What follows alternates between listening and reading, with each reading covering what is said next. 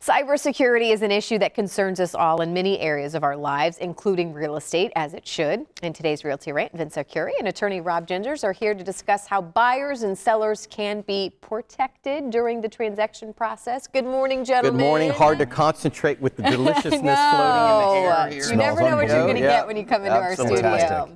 But you do know what you're going to get when you get your team with real estate. Absolutely, absolutely. One of the subjects I wanted, it's a reoccurring theme for us. We talk about the cybersecurity, and we try to enlighten the people of Tampa and the Tampa Bay area about what's important and what's not important. And one of the biggest flaws that consumers make is they lean on whatever the real estate agent says. And when you're selling your home, the title company, the closing agent, the attorneys that do the actual deed transfer, there's a big cyber problem there with that, and that's where people's identity and, more importantly, your money is getting stolen. So you need to be vigilant, and you need to educate yourself on who's doing that closing to protect your assets. Well, and once that money is gone, that's what's so scary about this. There's no, oh, wait, I can call somebody and we can get that money back. Well, there's very little law enforcement is what it is. It's digital crime and cyber fraud.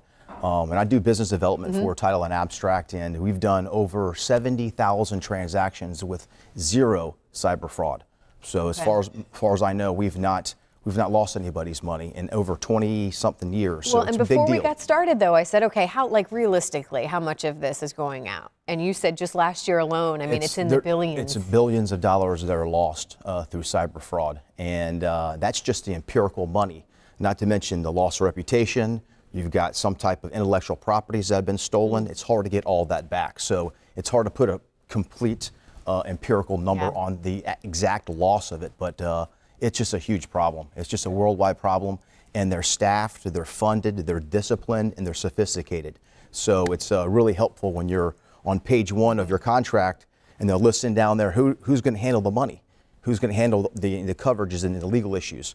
You got to know, you got to have somebody in a title agency that can do that. We've been doing it for a long time. And I think most people just assume, well, I'm going to trust my real estate. Whoever they pick should be good. And you know what? It's really sad to say, and this is kind of an inside secret of the industry, and people are going to be cringing out there in the real estate industry, but sometimes they get these little cute guys and cute girls that come and they bring cookies and donuts to your office and take the office to lunch, and they take everybody bowling.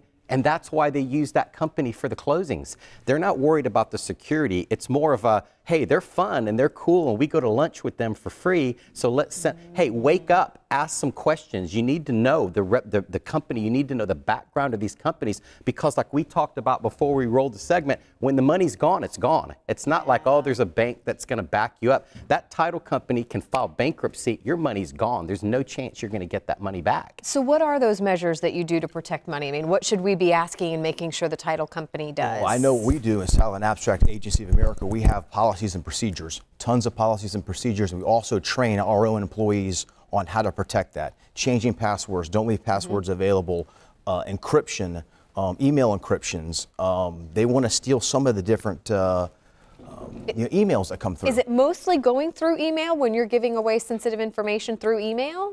Should any of that be done? A lot of times they can hack that and take that email. Okay. So it's never a good idea to send wiring instructions via email, and that's a very common way that it happens among real estate agents, title companies, and lenders. We don't do that. We skip that step. We're talking over the phone wiring instructions until they start tapping our phone lines, which I'm sure is going to be something in the future that we're going to have to worry about. Don't scare us that. We double verify the wire instructions. That's what we do. We double verify over the phone verbally, and that's why these guys have chosen us as their title agency, because we've done it. In closing, I know we're getting short on time, but you need the real estate agent that you select to market your home is not only responsible for the marketing of your home, but they're also, to me, responsible for making sure that the vendors that surround them are protecting your money, that they're protecting all of the money that comes in, it goes out. Because for a donut, I'm not going to jeopardize my clients, which is most people's biggest asset is their home. And if over a donut or to go bowling night with the office is not worth losing your money over. Yeah. So. Well, gentlemen, thank you for being here. Again, this is going to be an issue that's going to come up a lot, I think, in 2018 as well. Absolutely. Super important to pay Thank attention to. Thank you for having me back. I appreciate it. We appreciate it as well. If you want to see other past segments of Realty Rants, right? Very easy to do, Vince. Absolutely. And you hit 9s and 0s and you'll get us. Eventually, there's the number. All right. Thank you, gentlemen. Appreciate it.